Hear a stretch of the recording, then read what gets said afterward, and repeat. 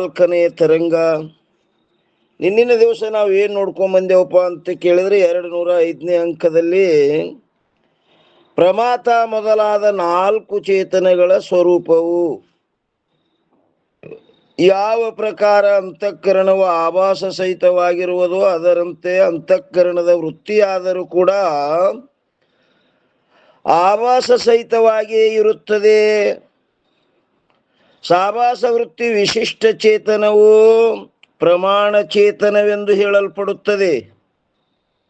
ಅಂತಃಕರಣದ ಘಟವೇ ಮೊದಲಾದ ವಿಷಯಾಕಾರ ಆಗಲ್ಪಟ್ಟ ಯಾವ ವೃತ್ತಿ ಇರುವುದೋ ಅದರಲ್ಲಿ ಆರೂಢವಾಗಲ್ಪಟ್ಟ ಚೇತನಕ್ಕೆ, ಆ ವೃತ್ತಿಯಲ್ಲಿ ಆರೂಢವಾದ ಚೇತನಕ್ಕೆ ಏನಂತಾರಪ್ಪ ಅಂತ ಕೇಳಿದ್ರೆ ಪ್ರಮಾ ಮತ್ತು ಯಥಾರ್ಥ ಜ್ಞಾನವೆಂದು ಹೇಳುತ್ತಾರೆ. ಅದಕ್ಕೆ ಸಾಧನವಾದ ಯಾವ ಇಂದ್ರಿಯಗಳಿರುವವೋ ಅವು ಪ್ರಮಾಣವೆಂದು ಹೇಳಲ್ಪಡುತ್ತವೆ. ಯಾಕಂದರೆ ವಿಷಯಾಕಾರ ವೃತ್ತಿಯಲ್ಲಿ ಆರೂಢವಾದ ಚೇತನಕ್ಕೆ ಏನಂತ ಕರೀತಾರೆ? ಪ್ರಮಾ ಎಂದು ಹೇಳುತ್ತಾರೆ. ಅಲ್ಲಿ ಚೇತನವು ಯದ್ಯಪಿ ಏನಂತನ್ರಿ, ಇಲ್ಲಿ ಚೇತನ ಹೆಂಗದ? ಸ್ವರೂಪದಿಂದ ನಿತ್ಯವಿರುತ್ತದೆ. ಆದ್ದರಿಂದ ಇಂದ್ರಿಯ ಜನ್ಯತ್ವವು ಅಭಾವವಿರುತ್ತದೆ. ನಿತ್ಯ ಅನ್ನೋದು ಮತ್ತೆ ಇಂದ್ರಿಯ ಜನ್ಯ ಅನ್ನೋದು ಇದು ಹ್ಯಾಂಗ ಯೋಗ್ಯ ಆಗಂಗಿಲ್ರಿ. ಇಂದ್ರಿಯ ಜನ್ಯತ್ವ ಅಭಾವವಿರುತ್ತದೆ. ಅದರಿಂದ ಪ್ರಮಾಚೇತನಕ್ಕೆ ಸಾಧನವು ಯದ್ಯಪಂತನ ಇಂದ್ರಿಯ ಅಲ್ಲ, ಅದು ನಿತ್ಯದದು. ಅದಕ್ಕೆ ಮತ್ತೆ ಸಾಧನ ಇಂದ್ರಿಯ ಅಂತ ಹೇಳುದು, ಅದಕ್ಕೆ ಇಂದ್ರಿಯ ಜನ್ಯ ಅಲ್ಲ ಅಂತ ನಾವು. ಅದಕ್ಕೆ ಸಮಾಧಾನಕಾರರು ತಥಾಪಿ ಏನ್ ಹೇಳ್ತಾರಪ್ಪ ಅಂತ ಕೇಳಿದ್ರೆ, ನಿರುಪಾಧಿಕ ಚೇತನದಲ್ಲಿ ಆದರೆ ಪ್ರಮಾ ವ್ಯವಹಾರ ಇರುವುದೇ ಇಲ್ಲ. ಆ ವ್ಯಾಪಕವಾದ ಚೇತನದಲ್ಲಿ ಪ್ರಮಾ ವ್ಯವಹಾರ ಇಲ್ಲಲ್ಲಿ. ಆದರೆ ಎಲ್ಲದಪ್ಪ ಪ್ರಮಾ ವ್ಯವಹಾರ ಅಂದ್ರೆ ಹೇಳ್ತಾರವರು, ವಿಷಯಾಕಾರ ವೃತ್ತಿ ಉಪಹಿತ ಚೇತನದಲ್ಲಿ ಪ್ರಮಾ ವ್ಯವಹಾರವಾಗುತ್ತದೆ. ಆ ವ್ಯಾಪಕ ಚೇತನದಲ್ಲಿ ಪ್ರಮಾ ವ್ಯವಹಾರ ಆಗುವುದಿಲ್ಲ. ಎಲ್ಲಿ ಆಗ್ತದೆ? ವಿಷಯಾಕಾರ ವೃತ್ತಿ ಉಪಹಿತ ಚೇತನದಲ್ಲಿ ಪ್ರಮಾ ವ್ಯವಹಾರ ಆಗುತ್ತದೆ. ಆದ್ದರಿಂದ ಚೇತನದಲ್ಲಿ ಪ್ರಮಾ ಶಬ್ದವು ಪ್ರವೃತ್ತಿ ಆಗುವಲ್ಲಿ, ಎಲ್ಲಿ ಚೇತನದಲ್ಲಿ ಪ್ರಮಾ ಶಬ್ದವು ಪ್ರವೃತ್ತಿಯಾಗುವಲ್ಲಿ ವಿಷಯಾಕಾರ ವೃತ್ತಿಯು ಉಪಾಧಿಯಾಗಿರುತ್ತದೆ. ಆ ಏನ್ರಿ ವಿಷಯಾಕಾರ ವೃತ್ತಿಯ, ಆ ವಿಷಯಾಕಾರ ವೃತ್ತಿ ಹಂಗದ? ಇಂದ್ರಿಯ ಜನ್ಯವಿರುತ್ತದೆ. ಆ ವಿಷಯಾಕಾರ ವೃತ್ತಿ ಹಂಗದಪ್ಪ ಅಂದ್ರೆ ಇಂದ್ರಿಯ ಜನ್ಯದ. ಇಂದ್ರಿಯು ಅದಕ್ಕೆ ಸಾಧನವಿರುತ್ತದೆ. ಪ್ರಮಾತ್ವದ ಉಪಾಧಿಯಾದ ಯಾವ ವೃತ್ತಿಯು ಇಂದ್ರಿಯ ಜನ್ಯವಾಗಿರೋಣದರಿಂದ ಆ ವೃತ್ತಿನೇ ಇಂದ್ರಿಯ ಜನ್ಯವಾಗ್ಯದಂತ ಬಳಕ ಉಪಹಿತವಾಗಲ್ಪಟ್ಟ ಯಾವ ಪ್ರಮಾ ಇರುವುದು ಅದಾದರೂ ಕೂಡ ಇಂದ್ರಿಯ ಜನ್ಯವೆಂದೇ ಹೇಳಲ್ಪಡುತ್ತದೆ. ಆ ವೃತ್ತಿನೇ ಇಂದ್ರಿಯ ಜನ್ಯದಂದ್ರೆ ಆ ವೃತ್ತಿಯಲ್ಲಿ ಆರೂಢವಾದ ಚೇತನ ಅದನ್ನು ಇಂದ್ರಿಯ ಜನ್ಯವಂತ ಹೇಳ್ಬೇಕಾಗ್ತದೆ. ಹೆಂಗಂದ್ರೆ ಮೊದಲಕ್ಕೆ ಕುಮಾರಿ ಇರ್ತಾಳ, ಮೊದಲು ಆಕಿನೇ ಮುಂದೆ ಏನಾಗ್ತಾಳ? ಸೌಭಾಗ್ಯವತಿ ಆಗ್ತಾಳ, ಪತ್ನಿ ಆಗ್ತಾಳ, ತಾಯಿ ಆಗ್ತಾಳ, ಮುಂದ ಅತ್ತೆ ಆಗ್ತಾಳ, ಹಂಗೆ ಮುಂದುವರೆದು ಆಯ ಆಗ್ತಾಳಕಿ. ಹಂಗಿಲ್ಲಿ ಇಂದ್ರಿಯ ಜನ್ಯವೆಂದೇ ಹೇಳಲ್ಪಡುತ್ತದೆ. ಆದ್ದರಿಂದ ಇಂದ್ರಿಯವು ಪ್ರಮಾಕ್ಕೆ ಸಾಧನವೆಂದು ಹೇಳಲ್ಪಡುತ್ತದೆ. ಆದರೆ ಅಂತಃಕರಣದ ಪರಿಣಾಮಗಳೆಲ್ಲವೂ ಏನಂತಾರ ನೋಡ್ರಿ, ಆದರೆ ಅಂತಃಕರಣದ ಪರಿಣಾಮಗಳೆಲ್ಲವೂ ಪ್ರಮಾ ಎಂದು ಹೇಳಲ್ಪಡುವುದಿಲ್ಲ. ಅಂತಃಕರಣ ಪರಿಣಾಮಕ್ಕೆಲ್ಲ ಪ್ರಮಾ ಅಂತ ಹೇಳಕ್ ಬರೋದಿಲ್ಲ. ಯಾಕಂದ್ರೆ ಸುಖಾಕಾರ ದುಃಖಾಕಾರ ಪರಿಣಾಮ ಆಗಿರ್ತದೆ, ಕಾಮಾಕಾರ ಕ್ರೋಧಾಕಾರ ಆಗಿರ್ತದೆ. ಅದಕ್ಕೆಲ್ಲ ಪ್ರಮಾ ಅಂತ ಹೇಳಕ್ ಬರಂಗಿಲ್ಲ. ಆದರೆ ಅಂತಃಕರಣದ ಪರಿಣಾಮಗಳೆಲ್ಲವೂ ಪ್ರಮಾ ಎಂದು ಹೇಳಲ್ಪಡುವುದಿಲ್ಲ. ಮತ್ತೇನೆಂದರೆ ಶರೀರದೊಳಗೆ ಯಾವ ಅಂತಃಕರಣವಿರುವುದು? ಅಂತಃಕರಣ ಇಲ್ಲದ ಶರೀರದೊಳಗದದು. ಅದಕ್ಕೆ ಮಧ್ಯಮ ಪರಿಮಾಣ ಅಂತ ಕರ್ಕೊಂಬಂದಾರ. ಅದಕ್ಕೆ ಮತ್ತೇನೆಂದರೆ ಶರೀರದೊಳಗೆ ಯಾವ ಅಂತಃಕರಣವಿರುವುದೋ ಅದರ ವಿಷಯಗಳಾದ ಘಟಾದಿಗಳ ಪರ್ಯಂತರ ಉಂಟಾದ ಪರಿಣಾಮಕ್ಕೆ ಪ್ರಮಾಣವೆಂದು ಹೇಳುತ್ತಾರೆ. ವಿಷಯಗಳೊಡನೆ ಕೂಡಿಕೊಂಡು ವಿಷಯಗಳ ಸಮಾನವಾಗಿ ಯಾವ ಅಂತಃಕರಣವು ಪರಿಣಾಮವನ್ನು ಹೊಂದಿರುವುದು ಅಷ್ಟು ಪರಿಣಾಮಕ್ಕೆ ಪ್ರಮಾ ಎಂದು ಹೇಳುತ್ತಾರೆ. ಅದೇನು ವಿಷಯದ ಆಕಾರ ಏನು ಧಾರಣ ಮಾಡ್ತಲ್ಲ ಅದಕ್ಕೆ ಅಷ್ಟು ಏನಂತಾರೆ, ಅಂತಃಕರಣವು ಪರಿಣಾಮವನ್ನು ಹೊಂದಿರುವುದು ಅಷ್ಟು ಪರಿಣಾಮಕ್ಕೆ ಪ್ರಮಾ ಎಂದು ಹೇಳುತ್ತಾರೆ. ವಿಷಯದ ಆಕಾರ ಆಯ್ತಲ್ರಿ ಆ ವೃತ್ತಿ ಹೋಗಿ, ಅದಕ್ಕೇನಂತಾರ, ಅಷ್ಟು ಪರಿಣಾಮಕ್ಕೆ ಪ್ರಮಾ ಎಂದು ಹೇಳುತ್ತಾರೆ. ಶರೀರದೊಳಗಿರುವ ಯಾವ ಅಂತಃಕರಣದಿಂದ ಮೊದಲ್ಗೊಂಡು ಘಟವೇ ಮೊದಲಾದ ವಿಷಯಗಳವರೆಗೆ ತಲುಪಿರುವ ಯಾವ ಅಂತಃಕರಣದ ಪರಿಣಾಮವಿರುವುದು ಅದುವೇ ಏನಂತಾರೆ, ಅದಕ್ಕೆ ಪ್ರಮಾರೂಪವನ್ನು ಧರಿಸುತ್ತದೆ. ಏನಂತಾರ್ರಿ? ಶರೀರದೊಳಗಿರುವ ಯಾವ ಅಂತಃಕರಣದಿಂದ ಮೊದಲ್ಗೊಂಡು ಘಟವೇ ಮೊದಲಾದ ವಿಷಯಗಳವರೆಗೆ ತಲುಪಿರುವ ಯಾವ ಅಂತಃಕರಣದ ಪರಿಣಾಮವಿರುವುದೋ ವೃತ್ತಿ, ಅದನ್ನ ಅಂತಃಕರಣ ಪರಿಣಾಮ ಒಂದು ವೃತ್ತಿಯಾಗಿ ಆ ವಿಷಯಕ್ಕೆ ಹೋಗಿ ಏನ್ ಮಾಡ್ಯದದು, ತಲುಪಿರುವ ಯಾವ ಅಂತಃಕರಣದ ಪರಿಣಾಮವಿರುವುದು. ಪರಿಣಾಮ ಅಂದ್ರೆ ಅದು ವೃತ್ತಿ, ಅದುವೇ ಪ್ರಮಾರೂಪವನ್ನು ಧರಿಸುತ್ತದೆ. ಅದೇ ಏನಾಗ್ತದ, ಆ ಪರಿಣಾಮವೇ ಪ್ರಮಾರೂಪ ಧರಿಸ್ತದದು. ಆದ್ದರಿಂದ ಅದು ಅಂತಃಕರಣದ ವೃತ್ತಿಯಿಂದ ಅತ್ಯಂತ ಭೇದವಿರುವುದಿಲ್ಲ. ಆ ಪ್ರಮಾ ಅಂತಃಕರಣ ವೃತ್ತಿಯಿಂದ ಅತ್ಯಂತ ಭೇದಿಲ್ಲದು, ಅಭೇದನೇ ಅದ. ವೃತ್ತಿ ಅಂದ್ರೆ ಪ್ರಮಾ. ಇನ್ನ ಒಂದೇ ಕಡ ಈ ರೀತಿಯಿಂದ ಹೊರಗಿರುವ ಪದಾರ್ಥಗಳ ಪ್ರತ್ಯಕ್ಷ ಜ್ಞಾನವು ಎಲ್ಲಿ ಆಗುವುದು?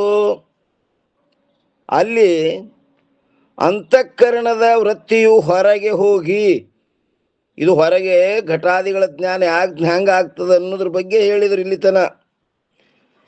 ನೋಡ್ರಿ ಏನ್ ಹೇಳ್ತಾರೆ, ಈ ರೀತಿಯಿಂದ ಹೊರಗಿರುವ ಪದಾರ್ಥಗಳ ಪ್ರತ್ಯಕ್ಷ ಜ್ಞಾನವು ಎಲ್ಲಿ ಆಗುವುದು? ಅಲ್ಲಿ ಅಂತಃಕರಣದ ವೃತ್ತಿಯು ಹೊರಗೆ ಹೋಗಿ ವಿಷಯಗಳಾಗಲ್ಪಟ್ಟ ಯಾವ ಘಟಾದಿಗಳ ಸಮಾನ ಆಕಾರವನ್ನು ಧರಿಸುತ್ತದೆ. ಏನದು? ಅಂತಃಕರಣದ ವೃತ್ತಿ. ಅವಾಗ ಆ ವೃತ್ತಿಯಲ್ಲಿದ್ದಂಥ ಚಿದಾಭಾಸ ಇದು ಘಟ ಅಂತ ಅಲ್ಲಿ ಅದರ ಜ್ಞಾನ ಮಾಡ್ಕೊತಾನವ. ಇದು ಹೊರಗಿರುವ ಪದಾರ್ಥಗಳ ಆಗುವ ಜ್ಞಾನದ ರೀತಿಯನ್ನು ಹೇಳಿದರು. ಇನ್ನು ಎರಡನೇ ಅಕಡಾದೊಳಗೆ ಏನ್ ಹೇಳ್ತಾರೆ ನೋಡ್ರಿ, ಶರೀರದೊಳಗಿರುವ ಯಾವ ಆತ್ಮನ ಪ್ರತ್ಯಕ್ಷವು ಯಾವಾಗ ಆಗುವುದು? ಆವಾಗ ಅಂತಃಕರಣದ ವೃತ್ತಿ ಹೊರಗೆ ಹೋಗುವುದಿಲ್ಲ. ಹೊರಗೆ ಹೋಗಿ ಹಂಗ ಘಟದ ಜ್ಞಾನ ಆಯ್ತಲ್ಲ, ಹಾಂಗಿಲ್ಲ ಆತ್ಮನ ಜ್ಞಾನ ಆಗ್ಬೇಕಾದ್ರೆ ಅಂತಃಕರಣ ವೃತ್ತಿ ಹೊರಗೆ ಹೋಗುವುದಿಲ್ಲ. ಮತ್ತೇನ್ ಮಾಡ್ತದ? ಆದರೆ ಶರೀರದೊಳಗೆ ವೃತ್ತಿಯು ಆತ್ಮಾಕಾರವಾಗುತ್ತದೆ. ಹ್ಯಾಂಗ ಹೊರಗೆ ಹೋಗಿ ಘಟಾಕಾರ ಆಗಿತ್ತು ಹಾಂಗಿಲ್ಲಿ ಹೊರಗೆ ಹೋಗಂಗಿಲ್ಲ. ಎಲ್ಲಿ? ಶರೀರದೊಳಗೆ ಆತ್ಮನ ಜ್ಞಾನ ಆಗುವಾಗ ಶರೀರದೊಳಗೆ ಏನಾಗ್ತದಪ್ಪ ಅಂತ ಕೇಳಿದ್ರೆ, ಅಲ್ಲಿ ವೃತ್ತಿಯು ಆತ್ಮಾಕಾರವಾಗುತ್ತದೆ. ಆತ್ಮನಿಗೆ ಆಕಾರರೇ ಇಲ್ಲ. ಅಲ್ಲಿ ಹೊರಗೆ ಘಟಕ್ಕೆ ಆಕಾರ ಇತ್ತು, ಘಟದ ಆಕಾರ ಆಯ್ತು. ಇಲ್ಲಿ ಹ್ಯಾಂಗ ಆತ್ಮಾಕಾರ ಆಗ್ತದ? ಓಂ ನಮ ಶಿವಾಯ. ಎಲ್ಲರಿಗೂ ಕೇಳಿಸ್ತದ್ರಪ್ಪ ಅವ್ರಿ?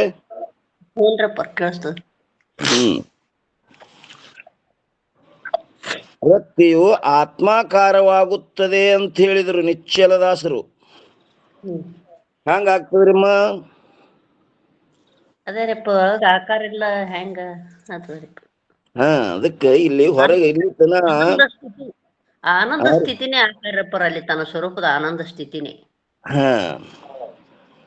ಈಗ ಘಟ ಅಂದ ಕೂಡಲೇ ಘಟದ ಆಕಾರ ಆಗ್ತದಿಲ್ರಿ. ವೃತ್ತಿ ಘಟನ ಮುಂದ್ ತಂದ್ ಇಟ್ಟಿಲ್ ನಿಮ್ಗ.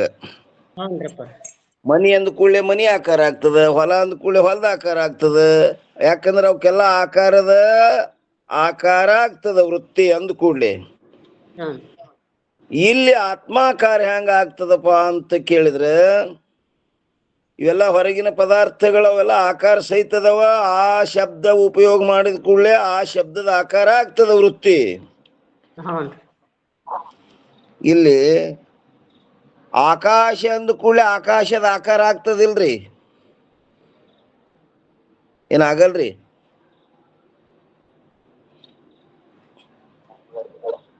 ರೀ ರಾಡಿಗೌಡ್ರು ಏನಂತಾರ? ಆಗ್ತದ. ಆಕಾಶ ಅಂದ್ರೆ ಅದು ಅವಕಾಶ ಕೊಡುತ್ತನಾದಂತ ಆಕಾಶದ ಆಕಾರ ಆಗ್ತದೆ. ಅದು ಬೇಡ್ರಿ. ಯಾರಾದ್ರೂ ನೀ ಭಾಳ ಒಳ್ಳೆ ಮನುಷ್ಯಪ್ಪ, ಪುಣ್ಯಾತ್ಮ, ದೇವ ಮಾನವ ಅಂದ ಕೂಡಲೇ ಇವನಿಗೆ ಆನಂದ ಆಗ್ತದಿಲ್ರಿ? ಆಕಾರ ಅವ ಹೆಂಗಂದನ ಹಂಗ ಅವನಿಗೆ ಹೌಸ ಆಗ್ತದ ಇಲ್ರಿ? ಏನಾಗಲ್ಲ? ಅದು ಬಿಡು. ಕೆಟ್ಟ ದುಷ್ಟ ಸುಳಿ ಮಗ ನೀ ಇದ್ದಿ ಅಂದ ಕೂಡ್ಲೆ ಅದ್ರದ್ದು ಆಕಾರ ಆಗ್ತದೆ. ಏನಾಗಲ್ಲ? ಆ ಶಬ್ದ ಅದ್ರ ಕೂಡ ಸಂಬಂಧ ಆಗ್ತದ, ಅದ್ರ ಆಕಾರ ಆಗ್ತದ್ರಿ. ಅದು ವೃತ್ತಿ, ಅದ್ರ ಸ್ವಭಾವದ. ನೀರಿಗೆರೆ ಆಕಾರ ಇಲ್ಲ. ಯಾವ ಪಾತ್ರೆ ಒಳಗೆ ಹಾಕ್ತಿರಿ ಅದ್ರ ಆಕಾರ ಆಗ್ತದಿಲ್ರಿ?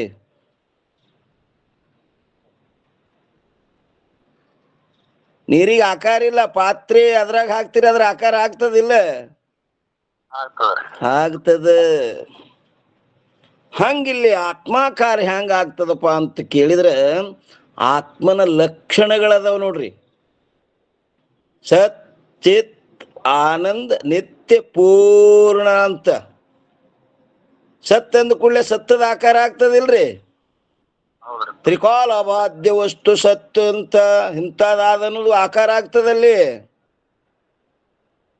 ಚಿತ್ತ ಅಂದ ಕೂಡಲೇ ಅಲುಪ್ತಮಾನ ಪ್ರಕಾಶ ಉಳ್ಳಿದ್ದೆ ಚಿತ್ತು ಅಂತ ಚಿತ್ತದ ಆಕಾರ ಆಗ್ತದೆ. ಆನಂದ ಅಂದ ಕೂಡಲೇ ಪರಮ ಪ್ರೇಮಕ್ಕೆ ಯಾವುದು ಪರಮ ಪ್ರೇಮಾಸ್ಪದತ್ವಾತ್ ಆನಂದ. ನಿತ್ಯ ಅಂದ ಕೂಡಲೇ ಅದು ಶಾಶ್ವತಂ ನಿತ್ಯ, ನಿತ್ಯದ ಆಕಾರ ಆಗ್ತದೆ. ಪರಿಪೂರ್ಣ ಅಂದ ಕೂಡಲೇ ನಮ್ಮ ಸ್ವರೂಪ ಎಂತದಪ್ಪ ಅಂತ ಕೇಳಿದ್ರೆ, ದೇಶ ಕಾಲ ವಸ್ತು ಪರಿಚ್ಛೇದ ರಹಿತವಾಗ್ಯದಪ್ಪ, ಅಂತ ವ್ಯಾಪಕದಂತ ಅದ್ರ ಆಕಾರ ಆಗ್ತದೆ. ಏನಾಗಲ್ರಿ? ಆಗ್ತದ. ಆ ಲಕ್ಷಣಗಳ ಆಕಾರ ಹೆಂಗಾಗ್ತದೋ, ಆ ಲಕ್ಷಣಗಳು ಲಕ್ಷ್ಯವನ್ನು ಬಿಟ್ಟು ಬೇರೆ ಅದಾವೇನ್ರಿ? ಇಲ್ರಪ್ಪರ, ಅದ ಸ್ವರೂಪ ಅದೇ ಸ್ವರೂಪನೇ ಅದ್ರಪ್ಪರ. ಲಕ್ಷಣಗಳು ಯಾವಾಗಲೂ ಲಕ್ಷ್ಯದ ಸ್ವರೂಪನೇ ಇರ್ತದ್ರಿ. ಅದು ಲಕ್ಷ್ಯಕ್ಕೆ ಬಿಟ್ಟು ಲಕ್ಷಣ ಇರುವುದಿಲ್ಲ. ಈಗ ನೋಡ್ರಿ, ಸಾಮಾನ್ಯವಾಗಿ ದೃಷ್ಟಾಂತದೊಳಗ ಹಾಲು ಹೆಂಗದತ್ತ ಕೇಳಿದ್ರೆ ಮಧುರತ್ವ, ಶುಭ್ರತ್ವ, ದ್ರವತ್ವ ಅಂತ ಹೇಳ್ತೇವಿಲ್ರಿ? ಅವ್ ಹಾಲಿಗೆ ಬಿಟ್ಟದವನ್ ಮತ್ತ ಹಾಲಿನ ಸ್ವರೂಪ ಅದಾವ್ರಿ? ಹಾಲಿನ ಸ್ವರೂಪನೇ ಅದಾವ್ರಪ್ಪ. ಹಾಲಿನ ಸ್ವರೂಪ ಅದಾವ. ಯಾಕಂದ್ರೆ ಲಕ್ಷಣ ಯಾವಾಗಲೂ ಲಕ್ಷ್ಯದ ಸ್ವರೂಪನೇ ಇರ್ತದದು. ಹಂಗಿಲ್ಲಿ ಆತ್ಮನ ಲಕ್ಷಣಗಳು ಗುರುಮುಖದಿಂದ ಕೇಳಿದ್ದೇನಾಗ್ತದಪ್ಪ ಅಂತ ಕೇಳಿದ್ ಇಲ್ಲಿ ಸ್ಮೃತಿಗೆ ಬಂದು ಬಿಡ್ತದ್ರಿ. ಸ್ಮೃತಿಯಲ್ಲಿ ಏನಾಗ್ತದ, ನಾ ಇಂಥವ್ ಅದೀನಿ ಅಂತ ಸ್ಮೃತಿ ಆಗ್ತದಲ್ಲಿ. ಆ ಸ್ಮೃತಿದಿಂದ ಆಕಾರ ಆಗ್ತದ, ಆತ್ಮಾಕಾರ. ಹ್ಮ್ ಅದಕ್ಕೆ ಮೊನ್ನಿನ ದಿವಸ ಇದಕ್ಕ ಏನ್ ಹೇಳಿದ್ರು, ಇದಕ್ಕ ಪ್ರಮಾಣೂ ಅಲ್ಲಿಲ್ಲ ಭ್ರಮಾನೂ ಅಲ್ಲಿಲ್ಲ, ಅಪ್ರಮ ಅಂದ್ರಿ ಇದು. ಹೌನ್ರಪ್ಪರ. ಹ್ಮ್ ಹಾ, ಅಲ್ಲಿ ಹಿಂದ್ ಬಂದಿತ್ ನೋಡ್ರಿ, 2 ದಿನದ ಹಿಂದ್ ವಿಷಯ. ಹೌನ್ರಪ್ಪರ. ಹ್ಮ್ ಭ್ರಮ ಯಾಕಲ್ಲಿಲ್ಲ? ನಮ್ಮ ಸ್ವರೂಪ ಜ್ಞಾನ ಅಂದ್ರೆ ಯಾವ ಪ್ರಮಾಣದಿಂದ ಜನ್ಯ ಇಲ್ಲ, ಅದಕ್ಕೆ ಭ್ರಮ ಅಲ್ಲಿಲ್ಲ. ಹೌನ್ ಭ್ರಮ ಯಾಕಲ್ಲಿಲ್ಲಪ್ಪ ಅಂದ್ರೆ ಯಥಾರ್ಥ ಇರೋಣದರಿಂದ ಭ್ರಮಾನೂ ಅಲ್ಲಿಲ್ಲ. ಹೌನ್ರಿ. ಏನಂದ್ರು? ಅಪ್ರಮ. ಹೌನ್ ಹ್ಮ್ ಪ್ರಮಾ ಅಂದ್ರೆ ಅದು ಪ್ರಮಾಣ ಜನ್ಯ ಆಗ್ಬೇಕಾಗ್ತದೆ. ಹೌನ್ರಪ್ಪರ. ನಮ್ಮ ಸ್ವರೂಪದಲ್ಲಿ ಯಾವ ಪ್ರಮಾಣದಿಂದನೂ ಹುಟ್ಟುದಲ್ಲದು. ಹ್ಮ್ ಅಪ್ರಮಾಣದದು. ಹ್ಮ್ ಮಹೇಶಣ್ಣ. ಹ್ಮ್ ಮಹಾರಾಜ್ರ ಅದಾರೇನ್ರಿ? ನಮ್ ವಿಠಲ್ ಮಹಾರಾಜ್ರ. ನಮಸ್ಕಾರ ರೀ ಮಹಾರಾಜ್ರ. ನಮಸ್ಕಾರಪ್ಪ. ನಮ್ ಶಿರ್ನಾಳ್ ಮಹಾರಾಜರು.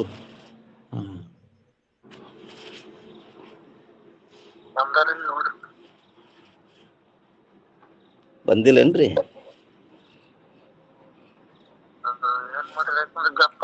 ಓಂ ನಮ ಶಿವಾಯ ರೀ. ಓಂ ನಮ ಶಿವಾಯ ರೀ. ಓಂ ನಮ ಶಿವಾಯ. ಹಿಂದ್ ಬಂದಿತ್ತಲ್ರಿ ಆ ಸ್ಮೃತಿ ಜ್ಞಾನದ ಬಗ್ಗೆ ರೀಪ. ಹಾನ್ರಿ ಹಾನ್ ಅದು ಪ್ರಮಾಣೂ ಅಲ್ಲಿಲ್ಲ ಭ್ರಮಾನೂ ಅಲ್ಲಿಲ್ಲ ಅಲ್ಲಿ. ಅವರು ಭ್ರಮ ಯಾಕಲ್ಲಿಲ್ಲ ಅಂದ್ರೆ ಅದು ಪ್ರಮಾಣ ಜನ್ಯ ಇಲ್ಲ. ಭ್ರಮ ಯಾಕಲ್ಲಿಲ್ಲಪ್ಪ ಅಂತ ಕೇಳಿದ್ರೆ ಅದು ಯಥಾರ್ಥ ಇರೋದರಿಂದ ಭ್ರಮಾನೂ ಅಲ್ಲ ನಮ್ಮ ಸ್ವರೂಪ. ಹೌದ್ರಿ. ಅದಕ್ಕ ಪ್ರಮಾ. ಅದಕ್ಕ ಇಲ್ಲಿ ಏನಾಗ್ತದ್ರಪ್ಪ ಅಂತ ಕೇಳಿದ್ರೆ ಆ ಲಕ್ಷಣಗಳ ಆಕಾರ ಆಗ್ತದೆ. ಲಕ್ಷಣಗಳ ಆಕಾರ ಆಗೋದ್ರಿಂದ ಆ ಲಕ್ಷಣ ಲಕ್ಷ್ಯದ ಸ್ವರೂಪವೇ ಇರ್ತದದು. ಹೌದು. ಲಕ್ಷಣ ಯಾವಾಗಲೂ ಸ್ವರೂಪದಕ್ಕಿಂತ ಭಿನ್ನ ಇಲ್ಲ, ಲಕ್ಷ್ಯ ಸ್ವರೂಪನೇ ಇರ್ತದ್ರಿ ಅದು. ಹೌದು. ಸತ್ ಚಿತ್ ಆನಂದ ನಿತ್ಯ ಪರಿಪೂರ್ಣ ಅನ್ನೋದರಿಂದ ಏನಾಯ್ತಪ್ಪ ಅಂದ್ರೆ ಲಕ್ಷಣಗಳ ಆಕಾರ ಆಗುವುದರಿಂದ ಆ ಲಕ್ಷಣಗಳು ಲಕ್ಷ್ಯದ ಸ್ವರೂಪ ಇರ್ತವ. ಆದರೆ ಶರೀರದೊಳಗೆ ಏನಂತಾರ್ರಿ? ಆದರೆ ಶರೀರದೊಳಗೆ ವೃತ್ತಿಯು ಆತ್ಮಾಕಾರವಾಗುತ್ತದೆ. ಒಂದನೇದ್ದು, ಆ ವೃತ್ತಿಯಿಂದ ಆತ್ಮನ ಆಶ್ರಿತದಲ್ಲಿರುವ ಆವರಣವು ದೂರವಾಗುತ್ತದೆ. ಏನಾಗ್ತದ್ರಿ? ಆ ವೃತ್ತಿಯಿಂದ, ಆ ವೃತ್ತಿ ಏನ್ ಮಾಡ್ತು? ಆತ್ಮನ ಆಶ್ರಿತದಲ್ಲಿರುವ ಆವರಣವು ದೂರವಾಗುತ್ತದೆ. ಮೂಲ ಅಜ್ಞಾನ ಹೋಯ್ತ್ರಪ್ಪರ ಇಲ್ಲಿ. ಹೋಯ್ತ್ರಿ. ಅದು ಆವರಣ ಏನಾಗಿತ್ತು? ವೃತ್ತಿ ಆವರಣ ಭಂಗ ಮಾಡ್ತು. ಮತ್ತು ಎರಡನೇದ್ದು, ಆತ್ಮನು ತನ್ನ ಪ್ರಕಾಶದಿಂದ ಆ ವೃತ್ತಿಯಲ್ಲಿ ಪ್ರಕಾಶಿಸುತ್ತಾನೆ. ಅದ ಮತ್ತಾವುದರೆ ಬೆಳಕು ತಗೊಂಡು ಪ್ರಕಾಶ ಮಾಡ್ತಂದ್ರೆ ಇಲ್ಲ. ಸ್ವಯಂ ಪ್ರಕಾಶ ಅದ್ರಪ್ಪ. ಆತ್ಮನು ತನ್ನ ಪ್ರಕಾಶದಿಂದ ಆ ವೃತ್ತಿಯಲ್ಲಿ ಪ್ರಕಾಶಿಸುತ್ತಾನೆ. ಹೆಂಗಂದ್ರೆ ಒಂದು ಕತ್ತಲಿ ಕೋಣೆ ಒಳಗ ಒಂದು ಚಾಲು ಬಲ್ಪ, ಒಂದು ಖುಲ್ಲಾ ಬಲ್ಪ್ ಇಟ್ಟಾರ್ರಿ. ಎರಡು ಬಲ್ಪ್ ಮ್ಯಾಗ 2 ಗಡಿಗೆ ಮುಚ್ಚಾರ್ರಿ. ಆ ಖುಲ್ಲಾ ಬಲ್ಪಿನ ಮ್ಯಾಗಿನ ಗಡಿಗೆ ತೆಗೆದ್ರ ಆ ಖುಲ್ಲಾ ಬಲ್ಪ್ ಕಾಣಿಸ್ತದೇನ್ರಿ? ಇಲ್ರಪ್ಪರ, ಕಾಣಿಸಂಗಿಲ್ಲ. ಅಲ್ಲಿ ಬೆಳಕಿನ ಅವಶ್ಯಕತೆ ಅದರಿ ಅಲ್ಲಿ. ಇನ್ನೊಂದು ಚಾಲು ಬಲ್ಪ್ ಅದ ನೋಡ್ರಿ. ಆ ಚಾಲು ಬಲ್ಪಿನ ಮ್ಯಾಗಿನ ಆ ಗಡಿಗೆ ತೆಗೆದ ಬೆಳಕು ಆ ಬಲ್ಪ್ ನೋಡ್ಬೇಕಾದ್ರೆ ಮತ್ತೆ ಯಾವ ಬೆಳಕು ಬೇಕೇನ್ರಿ? ಇಲ್ರಪ್ಪರ, ಅದು ಸ್ವಯಂ ಪ್ರಕಾಶನೇ ಅದ, ಬೆಳಕು ಸ್ವರೂಪನೇ ಅದ. ಸ್ವಯಂ ಪ್ರಕಾಶದ ರೀ ಆತ್ಮ. ಅದ ಹೆಂಗ್ ಚಾಲು ಬಲ್ಪ್ ತನ್ನ ಪ್ರಕಾಶದಲ್ಲೇ ಪ್ರಕಾಶಿಸ್ತು, ಅದರಂತೆ ಏನ್ರಿದು? ಈ ಆತ್ಮ ಹೆಂಗದನಪ್ಪ ಅಂತ ಕೇಳಿದ್ರೆ ಯಾವುದರಿಂದ ಬೆಳಗಿಸಿಕೊಳ್ಳವಲ್ಲವ. ಆತ್ಮನು ತನ್ನ ಪ್ರಕಾಶದಿಂದ ಆ ವೃತ್ತಿಯಲ್ಲಿ ಪ್ರಕಾಶಿಸುತ್ತಾನೆ. ಅವನಿಗೆ ಮತ್ತೊಂದು ಪ್ರಕಾಶದ ಹರ್ಕತ್ತಿಲ್ರಿ. ಅಲ್ಲಿ ಏನು ಆವರಣ ಆಗಿತ್ತು, ಆವರಣ ತೆಗೆಯುವುದು ಅಷ್ಟೇ ವೃತ್ತಿಯ ಪ್ರಯೋಜನ. ಇದೇ ಕಾರಣದಿಂದ ಆತ್ಮನು ವೃತ್ತಿಗೆ ವಿಷಯನೆಂದು ಹೇಳಿರುತ್ತದೆ. ವೃತ್ತಿ ವಿಷಯ ಅಂದ್ರೇನು ಹೋಗಿ ತಿಳಿತಂದ್ರೆ ಹಿಂಗಲ್ಲ, ಆವರಣ ಭಂಗ ಮಾಡ್ತ ಅಷ್ಟೇ ರೀ ವೃತ್ತಿ. ಆವರಣ ಭಂಗ ಆದಾಗ ಆಕಾರ ಆಯ್ತ್ರಪ್ಪರ. ಓರಮ್ಮ ಆವರಣ ಭಂಗ ಆಯ್ತಂದ್ರ ಆಕಾರ ಆಯ್ತ್ರಪ್ಪರ, ಸ್ವರೂಪದ ಆಕಾರ. ಅದು ಸ್ವಯಂ ಪ್ರಕಾಶ ಅದರಿ. ಅದು ಅದ್ರ ಆಕಾರ ಪ್ರತಿಬಂಧಕ ಮಾಡುದೇ ಆವರಣ. ಈಗ ವೃತ್ತಿ ಏನ್ ಮಾಡತ್ರಿ, ಅದು ಆವರಣ ಭಂಗ ಮಾಡ್ತದು.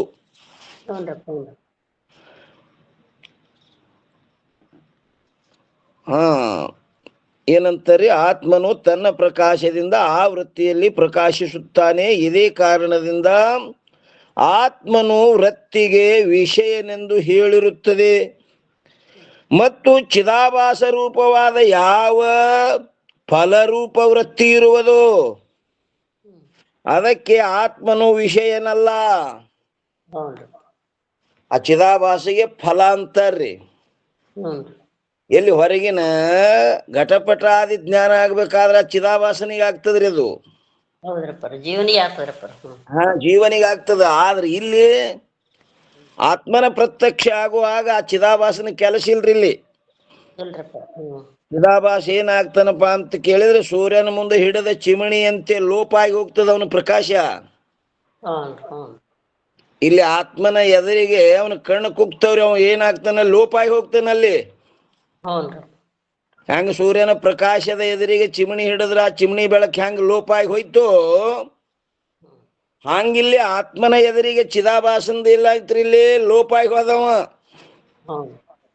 ಆತ್ಮನು ಏನಾಗುದಿಲ್ರಿ, ಯಾವ ಫಲರೂಪ ವೃತ್ತಿ ಇರುವುದೋ ಅದಕ್ಕೆ ಆತ್ಮನು ವಿಷಯನಲ್ಲ. ಚಿದಾಭಾಸಕ್ಕೆ ವಿಷಯ ಅಲ್ರಿ ಆತ್ಮ. ಈ ಪ್ರಕಾರದಿಂದ ಸಾಕ್ಷಿ ಆತ್ಮನು ಸ್ವಯಂ ಪ್ರಕಾಶ ರೂಪದಿಂದ ಪ್ರತೀತಿಯಾಗುತ್ತಾನೆ. ತನ್ನ ಪ್ರಕಾಶದಿಂದಲೇ ಪ್ರಕಾಶ ಆಗ್ತಾನವ. ಅದಕ್ಕೆ ಸ್ವಯಂ ಪ್ರಕಾಶ ರೂಪದಿಂದ ಪ್ರತೀತಿಯಾಗುತ್ತಾನೆ. ಸ್ವಯಂ ಪ್ರಕಾಶ ಅಂದ್ರೇನ್ರಿ? ಅವೇದ್ಯತ್ವೇ ಸತಿ ಅಪರೋಕ್ಷತ್ವಂ ಸ್ವಯಂ ಪ್ರಕಾಶ. ಸ್ವಯಂ ಪ್ರಕಾಶತ್ವಂ. ಅವ ವೇದ್ಯ ಅಲ್ಲ, ಆದ್ರ ಅವ ಇಲ್ಲೇನಂದ್ರ ಅಪರೋಕ್ಷವಾಗಿದನವ. ಅದಕ್ಕೆ ಸ್ವಯಂ ಪ್ರಕಾಶ ರೂಪದಿಂದ ಪ್ರತೀತಿಯಾಗುತ್ತಾನೆ ಎಂಬುದು ಸಿದ್ಧವಾಯಿತು. ಅವ ಮತ್ತೆ ಅದರಲ್ಲಿ ಬೆಳಗಿಸ್ಕೋತಾನೆ ಅಂದ್ರೆ ಬೆಳಗಿಸೋಳಂಗಿಲ್ರಿ ಅವ. ಇನ್ನ ಮುಂದೆ ಹೋಗುನೇನು ಏನ್ ವಿಚಾರ ಅದ್ರಿನ?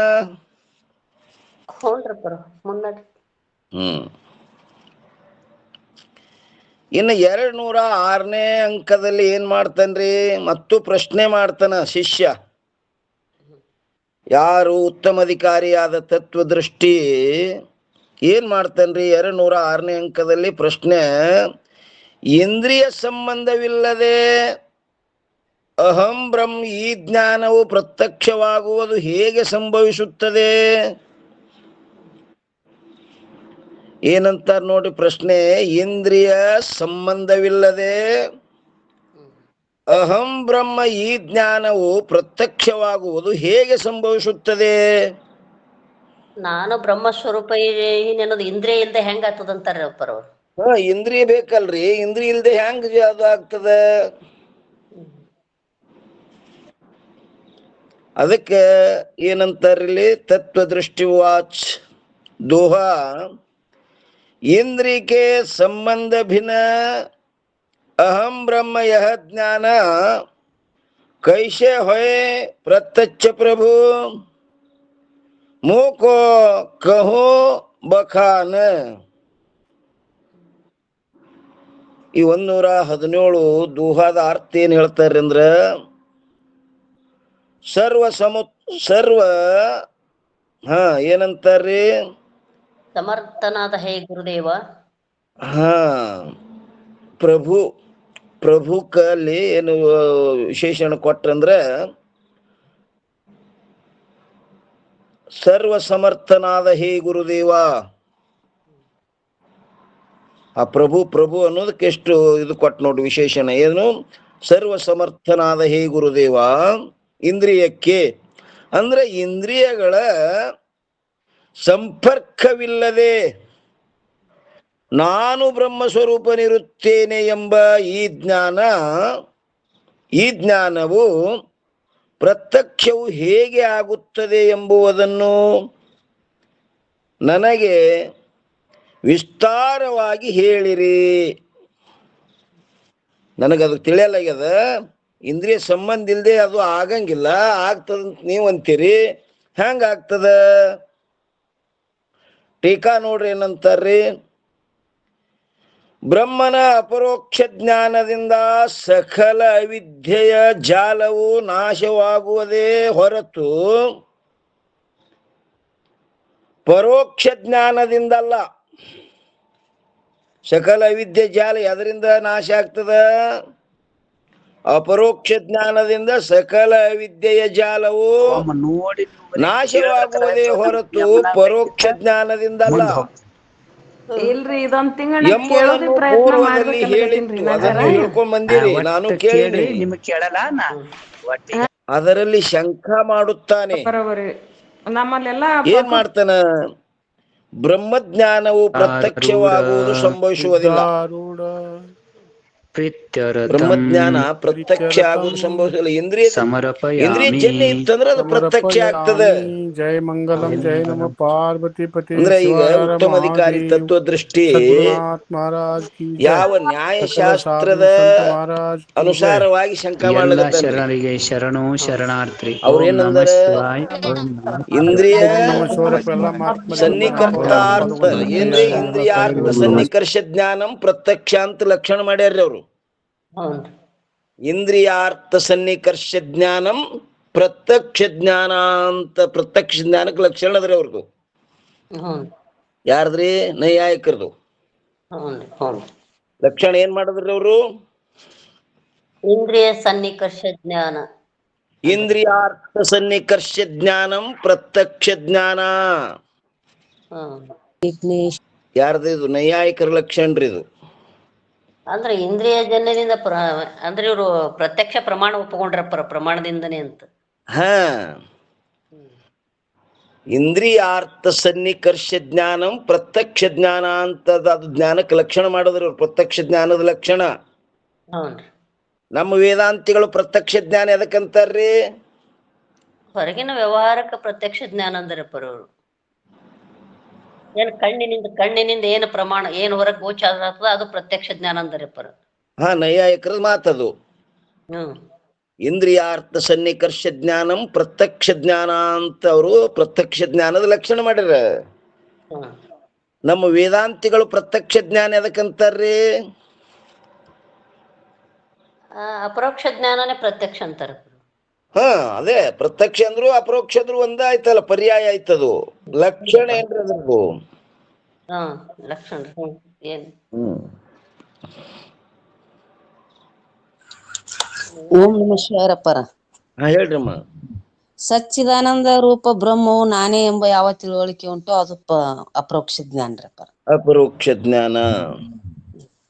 ಇಲ್ಲಿ ಲಕ್ಷಣ ಏನದಪ್ಪ ಅಂತ ಕೇಳಿದ್ರೆ, ಅನಾವೃತ ವಿಷಯ ಚೇತನದೊಡನೆ ಸ್ವವ್ಯವಹಾರಾನುಕೂಲ ಚೇತನದ ಅಭೇದವೇ ಪ್ರತ್ಯಕ್ಷ ಜ್ಞಾನ.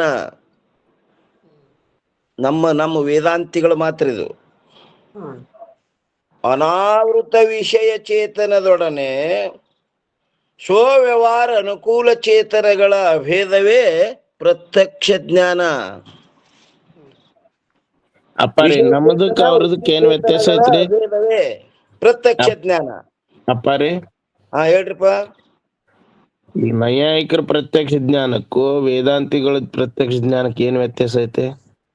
ಇಂದ್ರಿಯಾರ್ಥ ಸನ್ನಿಕರ್ಷ ಜ್ಞಾನಂ ಪ್ರತ್ಯಕ್ಷ ಜ್ಞಾನ ಅಂತಾರ ಅವರು. ಹೌದು.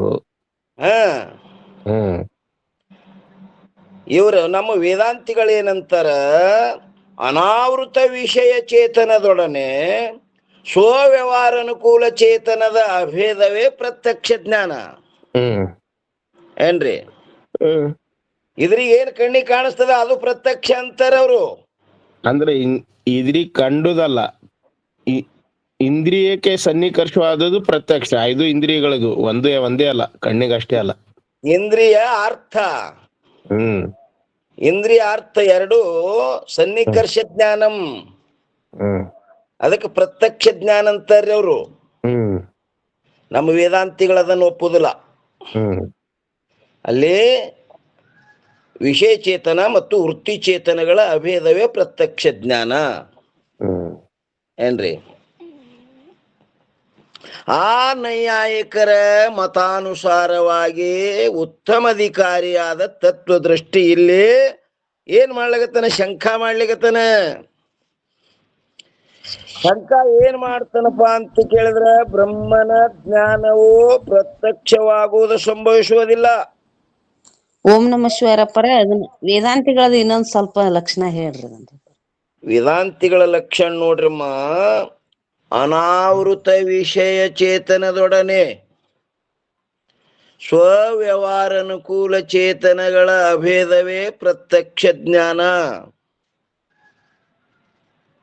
ಬೇಡ ನಿಮಗೆ ಶಾರ್ಟ್ಕಟ್ ಅಂದ್ರ ವಿಷಯ ಚೇತನ ವೃತ್ತಿ ಚೇತನಗಳ ಅಭೇದವೇ ಪ್ರತ್ಯಕ್ಷ ಜ್ಞಾನ.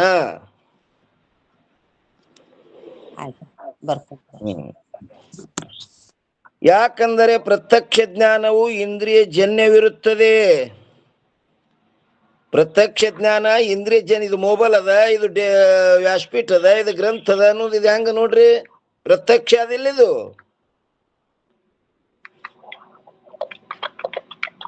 ಯಾಕಂದರೆ ಪ್ರತ್ಯಕ್ಷ ಜ್ಞಾನವು ಇಂದ್ರಿಯ ಜನ್ಯವಿರುತ್ತದೆ, ಆದರೆ ಬ್ರಹ್ಮನ ಜ್ಞಾನವು ಇಂದ್ರಿಯ ಜನ್ಯವಲ್ಲ. ಅದಕ್ಕೆ ಪ್ರತ್ಯಕ್ಷ ಹೆಂಗಂತೀರಿ ನೀವು ಅಂತ ನಾವು. ಅದಕ್ಕೆ ಯಾಕಂದರೆ ಇನ್ನು 207ನೇ ಅಂಕದಲ್ಲಿ ಒಂದನೇದು ಬ್ರಹ್ಮವು ನೇತ್ರಕ್ಕೆ ವಿಷಯವಾಗುವುದಿಲ್ಲವಲ್ಲ. ನೇತ್ರಕ್ಕೆ ವಿಷಯ ಆಗ್ತಿತ್ತಂದ್ರೆ ಅದು ಪ್ರತ್ಯಕ್ಷ. ಬ್ರಹ್ಮವು ನೇತ್ರಕ್ಕೆ ವಾಗುವುದಿಲ್ಲವಲ್ಲ. ಇನ್ನು ರಾಮಕೃಷ್ಣ ಮೊದಲಾದವರ ಶರೀರವು ಬ್ರಹ್ಮವಲ್ಲ. ರಾಮಕೃಷ್ಣಾದಿಗಳ ಶರೀರ ಅವು ನೇತ್ರಕ್ಕೆ ವಿಷಯ ಅದಾವ, ಖರೆ ಅದು ಬ್ರಹ್ಮ ಅಲ್ಲ. ಪ್ರತ್ಯಕ್ಷ ಇಲ್ಲಲ್ರಿ ಪರಿ ಏನ್ರಿ? ಈಗ ರಾಮಕೃಷ್ಣಾದಿ ಶರೀರಗಳ್ರಿ. ಪ್ರತ್ಯಕ್ಷ ಈಗಿಲ್ಲ, ಇನ್ನು ಹಿಂದೆ ನೋಡಿದವ್ರು ಇರ್ಬೇಕಲ್ರಿ. ಹ್ಞೂನ್ರಿ. ರಾಮಕೃಷ್ಣ ಮೊದಲಾದವರ ಶರೀರವು ಬ್ರಹ್ಮವಲ್ಲ. ನೇತ್ರೇಂದ್ರಿಯದಿಂದ ರೂಪವುಳ್ಳದರ ಅಥವಾ ನೀಲವೇ ಮೊದಲಾದ ರೂಪಗಳ ಜ್ಞಾನವಾಗುತ್ತದೆ. ನೇತ್ರೇಂದ್ರಿಯದಿಂದ ರೂಪವುಳ್ಳದರ ಅಥವಾ ನೀಲವೇ ಮೊದಲಾದ ರೂಪಗಳ ಜ್ಞಾನವಾಗುತ್ತದೆ. ಹೀಗೆ ಬ್ರಹ್ಮವಿರುವುದಿಲ್ಲ. ಅಲ್ಲೇನರ ರೂಪ ಅದೇನರ ಅದಾವೇನವನಲ್ಲಿ? ಇಲ್ರಿ ಪರ, ನಿರೂಪದ ರೂಪ ಇಲ್ರಿ, ಆಕಾರ ಇಲ್ರಿ. ಆದ್ದರಿಂದ ನೇತ್ರೇಂದ್ರಿಯ ಜ್ಞಾನಕ್ಕೆ ಬ್ರಹ್ಮವು ವಿಷಯವಾಗುವುದಿಲ್ಲ. ರೂಪ ಇತ್ತಂದ್ರೆ ಆಗ್ತಿತ್ತದು. ಅವ್ರ ಹಿಂಗೆ ಇದ್ರತ್ತರ ಅಂದ್ರ ವಿಷಯಾಕಾರ ಆಗ್ತದ್ರಿ ಪರ. ಹಂಗ ಏನೋ ರೂಪನೇ ಇಲ್ಲಲ್ರಿ ಇದಕ್ಕ. ಮತ್ತ ಅದಕ್ಕ ಇಂದ್ರಿಯ ಜನ್ಯ ಅಂದ್ರೆ ಇಂದ್ರಿಯ ಜನ್ಯದ ಆಗುದಿಲ್ಲ ಅದು. ಆಗುದಿಲ್ರಿ. ನೇತ್ರೇಂದ್ರಿಯದಿಂದ ರೂಪವುಳ್ಳದರ ಅಥವಾ ನೀಲವೇ ಮೊದಲಾದ ರೂಪಗಳ ಜ್ಞಾನವಾಗುತ್ತದೆ. ಹೀಗೆ ಬ್ರಹ್ಮವಿರುವುದಿಲ್ಲ. ರೂಪಿಲ್ಲಲ್ಲಿ.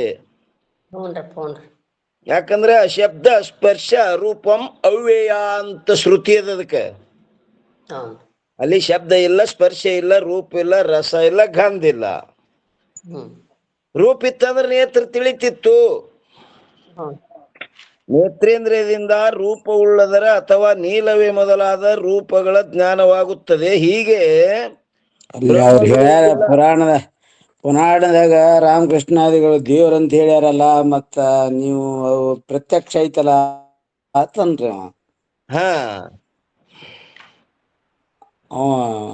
ಇದನ್ನ ಕೊಟ್ಟು ಹೇಳ್ತಾನ್ರಿ ಅವನು, ಪ್ರಮಾಣ ಹೇಳ್ತಾನ್ರಿ. ಪುರಾಣದಲ್ಲಿ ಹೇಳಿವಲ್ಲ ನಾವು ರಾಮಕೃಷ್ಣಾದಿ ದೇವ್ರತ್ ಹೇಳಿ. ನೇತ್ರೇಂದ್ರಿಯ ಜ್ಞಾನಕ್ಕೆ ಬ್ರಹ್ಮವು ವಿಷಯವಾಗುವುದಿಲ್ಲ. ರಾಮಕೃಷ್ಣ ಮೊದಲಾದವರ ಯಾವ ಮನುಷ್ಯಾಕಾರ ಮೂರ್ತಿ ಇರುವುದೋ ಅದು ಯದ್ಯಪಿ ಅಂತನ್ರಿ ರೂಪವುಳ್ಳದ್ದಾಗಿಯೇ ಇರುತ್ತದೆ. ಅದಕ್ಕೆ ತಥಾಪಿ ಹೇಳ್ತಾರೆ ಆ ಮೂರ್ತಿಗಳು ಮಾಯಾ ರಚಿತವಾಗಿರುತ್ತವೆ, ಆ ಮೂರ್ತಿಗಳು ಬ್ರಹ್ಮವಲ್ಲ. ಮತ್ತಿನ್ನೇನು ಹೇಳ್ತಾರ್ರಿ, ಪುರಾಣಗಳಲ್ಲಿ ಯಾವ ರಾಮಕೃಷ್ಣ ಮೊದಲಾದವರಿಗೆ ಬ್ರಹ್ಮ ರೂಪ ಏನಂತಾರ್ರಿ ಇಲ್ಲಿ, ರಾಮಕೃಷ್ಣಾದಿಗಳಲ್ಲಿ ಯಾವ ರಾಮಕೃಷ್ಣ ಮೊದಲಾದವರಿಗೆ ಬ್ರಹ್ಮರೂಪವೆಂದೇನೋ ಹೇಳಿರುತ್ತದೆಯೋ ಅದು ಅವರ ಶರೀರ ರೂಪವಾದ ಮೂರ್ತಿಗಳಿಗೆ ಬ್ರಹ್ಮವಿರುತ್ತದೆ ಎಂಬ ಅಭಿಪ್ರಾಯದಿಂದ ಹೇಳಿರುವುದಿಲ್ಲ. ಏನಂತ್ರಿ, ಅವರ ಶರೀರ ರೂಪವಾದ ಮೂರ್ತಿಗಳಿಗೆ ಬ್ರಹ್ಮರೂಪವಿರುತ್ತದೆ ಎಂಬ ಅಭಿಪ್ರಾಯದಿಂದ ಹೇಳಿರುವುದಿಲ್ಲ. ಮತ್ತೇನೆಂದರೆ ಅವರ ಶರೀರಗಳಿಗೆ ಅಧಿಷ್ಠಾನವಾದ ಚೇತನವು ಬ್ರಹ್ಮವಿರುತ್ತದೆ ಈ ಅಭಿಪ್ರಾಯದಿಂದ ಹೇಳಿರುತ್ತದೆ. ಅವರ ಶರೀರಗಳಿಗೆ ಬ್ರಹ್ಮ ಅಂತ ಹೇಳಿಲ್ಲ, ಆ ಶರೀರಗಳಿಗೆ ಅಧಿಷ್ಠಾನವಾದ ಚೇತನ ಏನದ ಅದಕ್ಕೆ ಬ್ರಹ್ಮ ಅಂತ ಹೇಳಿವಿ ಅಂದ್ರೆ ಇದರಲ್ಲಿ ಈ ರೀತಿ ಸಂಶಯ ಉಂಟಾಗುತ್ತದೆ. ಒಂದು ವೇಳೆ ಹಿಂಗನು ಹೇಳಿದ್ರಿ ಅಂದ್ರೆ ನೀವು ಸರ್ವ ಶರೀರಗಳಿಗೂ ಅಧಿಷ್ಠಾನವಾದ ಚೇತನವು ಬ್ರಹ್ಮವಿರುತ್ತದೆ. ರಾಮಕೃಷ್ಣಾದಿಗಳ ಶರೀರ ಅಷ್ಟೇ ಯಾಕೆ, ಸರ್ವ ಶರೀರಗಳಿಗೆಲ್ಲ ಅಧಿಷ್ಠಾನ ಚೇತನ್ಯ ಅದ, ಅದಕ್ಕೂ ಬ್ರಹ್ಮ ಅಂತ ಹೇಳ್ಬೇಕಾಗ್ತದ. ಈ ರೀತಿಯಿಂದ ಸಂಶಯ ಉಂಟಾಗುತ್ತದೆ. ಸರ್ವ ಶರೀರಗಳಿಗೂ ಅಧಿಷ್ಠಾನವಾದ ಚೇತನವು ಬ್ರಹ್ಮವಿರುತ್ತದೆ. ಆದ್ದರಿಂದ ಅಧಿಷ್ಠಾನ ಚೇತನದ ಅಭಿಪ್ರಾಯದಿಂದ ರಾಮಕೃಷ್ಣ ಮೊದಲಾದವರಿಗೆ ಬ್ರಹ್ಮರೂಪತ್ವವನ್ನು ಹೇಳಿದ್ದಾದರೆ ಸರ್ವ ಶರೀರಗಳಿಗೂ ಅಧಿಷ್ಠಾನವು ಚೇತನವಾದ ಬ್ರಹ್ಮವೇ ಇರುವುದರಿಂದ ಮನುಷ್ಯ, ಪಶು, ಪಕ್ಷಿ ಮೊದಲಾದವುಗಳೆಲ್ಲವೂ ಬ್ರಹ್ಮರೂಪವಿರುತ್ತವೆ. ಇದರಿಂದ ರಾಮಕೃಷ್ಣಾದಿಗಳು ಅವುಗಳ ಸಮಾನವೇ ಆಗಬೇಕಾಗುತ್ತದೆ. ಯಾವ ಮನುಷ್ಯ, ಪಶು, ಪಕ್ಷಿ ಇವುಗಳ ಸಮಾನವೇ ರಾಮಕೃಷ್ಣಾದಿಗಳಾಗಬೇಕಾಗ್ತದೆ. ಯಾಕಂದ್ರೆ ಅವರಿಗೆ ಅಧಿಷ್ಠಾನ ಅದೇ ಬ್ರಹ್ಮನೇ ಅದ, ಇವುಗಳಿಗೆ ಅಧಿಷ್ಠಾನ ಬ್ರಹ್ಮನೇ ಅದ. ಆದ್ದರಿಂದ ರಾಮಕೃಷ್ಣಾದಿಗಳಿಗೆ ಅಧಿಷ್ಠಾನವು ಚೇತನವಾದ ಬ್ರಹ್ಮವಿರುತ್ತದೆ ಎಂಬ ಅಭಿಪ್ರಾಯದಿಂದ ಬ್ರಹ್ಮರೂಪತ್ವವನ್ನು ಹೇಳಿರುವುದಿಲ್ಲ. ಮತ್ತೇನೆಂದರೆ ಅವರಲ್ಲಿ ಅನ್ಯ ಜೀವಿಗಳಕ್ಕಿಂತಲೂ ವಿಶೇಷ ರೂಪತ್ವವು, ಅನ್ಯ ಜೀವಿಗಳಕ್ಕಿಂತ ಅವರಲ್ಲಿ ಏನದಪ್ಪ ಅಂತ ಕೇಳಿದ್ರೆ ಒಂದು ವಿಶೇಷ ರೂಪತ್ವವು ಸಿದ್ಧಿಸುವುದರಿಂದ, ಇವರಲ್ಲಿ ವಿಶೇಷ ಇಲ್ಲ, ಅವರಲ್ಲಿ ವಿಶೇಷ ಸಿದ್ಧಿಸುವುದರಿಂದ ಅವರ ಶರೀರವೇ ಬ್ರಹ್ಮವಿರುತ್ತದೆಂದು ಅಂಗೀಕರಿಸುವುದು ಯೋಗ್ಯವಿರುತ್ತದೆ. ಅದು ಸಂಭವಿಸುವುದಿಲ್ಲ. ಯಾಕಂದರೆ ಶರೀರವನ್ನು ಬಾಧ ಮಾಡಿ ಅವರ ಶರೀರಗಳಿಗೆ ಬ್ರಹ್ಮರೂಪತ್ವವನ್ನು ಅಂಗೀಕರಿಸಿದ್ದಾದರೆ ಒಂದೇ ಕಡೆ ಸರ್ವ ಶರೀರಗಳನ್ನು ಬಾಧ ಮಾಡಿದರೆ ಸರ್ವ ಶರೀರಗಳಿಗೂ ಬ್ರಹ್ಮರೂಪತ್ವವೇ ಇರುತ್ತದೆ. ಅವ್ರದ್ದು ಹಂಗ ಶರೀರ ಬಾಧ ಮಾಡಿ ಅಧಿಷ್ಠಾನ ತೊಗೊಂಡ್ರಿ, ಹಂಗ ಸರ್ವ ಶರೀರಗಳನ್ನು ಬಾಧ ಮಾಡಿದರೆ ಸರ್ವ ಶರೀರಗಳು ಬ್ರಹ್ಮರೂಪವೇ ಇರುತ್ತದೆ. ಮತ್ತು ಇನ್ನು ಎರಡನೇ ಹೇಳ್ತಾರ್ರಿ, ಸಾಮಾನ್ಯ ಚೇತನ ಎಲ್ಲಾ ಹೆಂಗ್ ಮಾಡ್ತಾರ ನೀವ್ ಅಂತಾರ ಅವ್ರು. ಅವ್ರದ್ದು ಹೆಂಗ ಶರೀರ ಬಾಧ ಮಾಡಿ ಅಧಿಷ್ಠಾನಕ್ಕೆ ಬ್ರಹ್ಮ ಅಂದ್ರಲ್ಲ, ಹಂಗ ಸರ್ವ ಶರೀರಗಳನ್ನು ಬಾಧ ಮಾಡಿದರೆ ಸರ್ವ ಶರೀರಗಳು ಬ್ರಹ್ಮರೂಪತ್ವವೇ ಇರುತ್ತದೆ. ಇದನ್ನೂ ಬ್ರಹ್ಮರೂಪನೇ ಆಯ್ತಲ್ಲ. ಈ ಶರೀರಗಳನ್ನು ಬಾಧ ಮಾಡಿದ ಅಧಿಷ್ಠಾನ ಏನಾಯ್ತು ಇವ್ರದ್ದು ಅದೇ ಆಯ್ತು.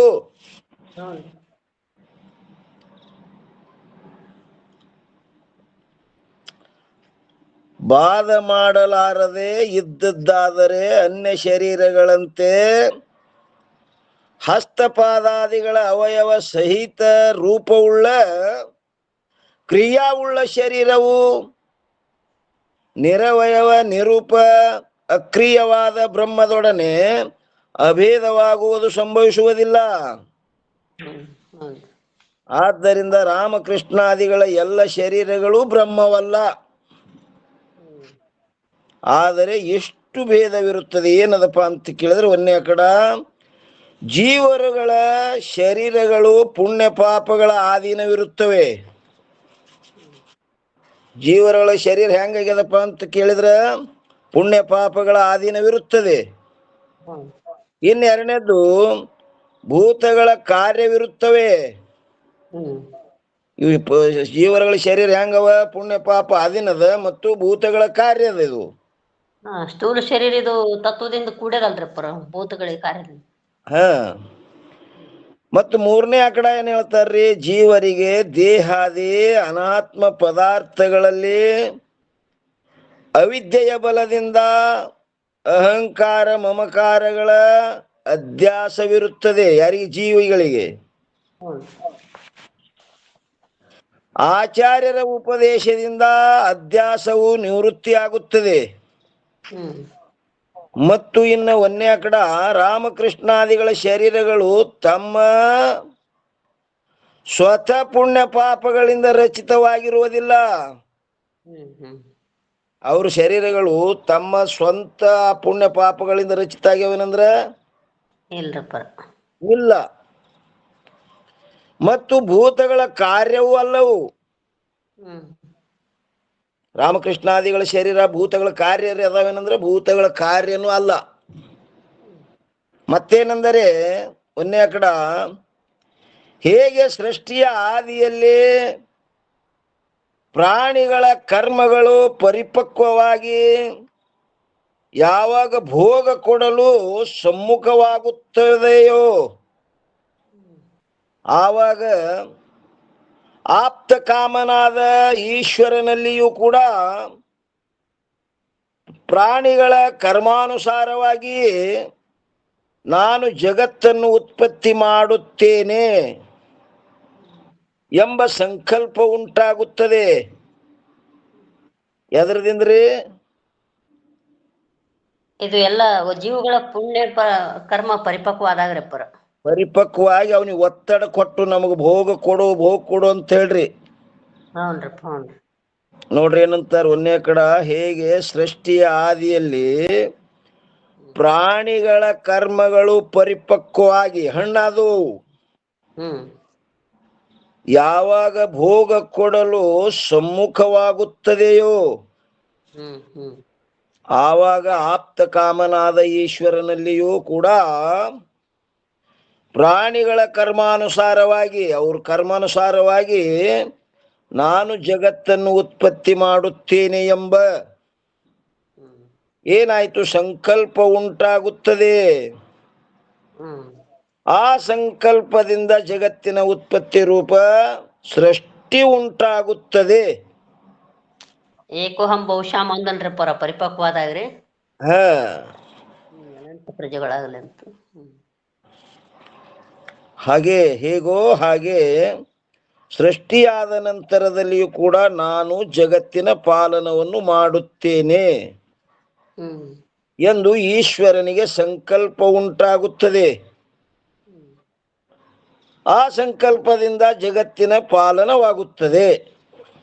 ಇಲ್ಲಿ ರಕ್ಷಣೆ ಮಾಡ್ತೇನೆ ಅಂತನೂ ಇದು ಏನ್ರಪ್ಪರ ಸಂಕಲ್ಪ ಆಗ್ತದ ನೋಡ್ರಪ್ಪರ. ಸಂಕಲ್ಪ ಆಗ್ತದ್ರಿ ಅವನಿಗೆ. ಯಾಕಂದ್ರೆ ಜೀವಿಗಳ ಆ ಕರ್ಮದ ಒತ್ತಡದಿಂದ.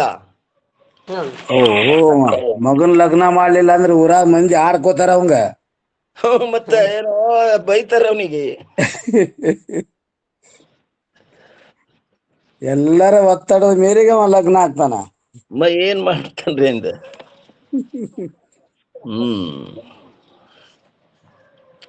ಇದು ಇನ್ನೂ ವಿಷಯ ಅದರಿ, ಮತ್ ನಾಳೆಗೆ ನೋಡೋಣ್ರಿ.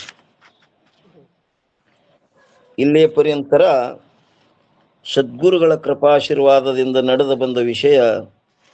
ಈ ವಾಗ್ರೂಪ ಸೇವೆಯನ್ನು ಗುರುಪಾದದಲ್ಲಿ ಅರ್ಪಿಸಿ ಇವತ್ತಿನ ವಿಷಯಕ್ಕೆ ಮಂಗಲ ಹೇಳೋಣ್ರಿ. ಸದ್ಗುರುನಾಥ್ ಮಹಾರಾಜ್ ಕಿ ಜೈ.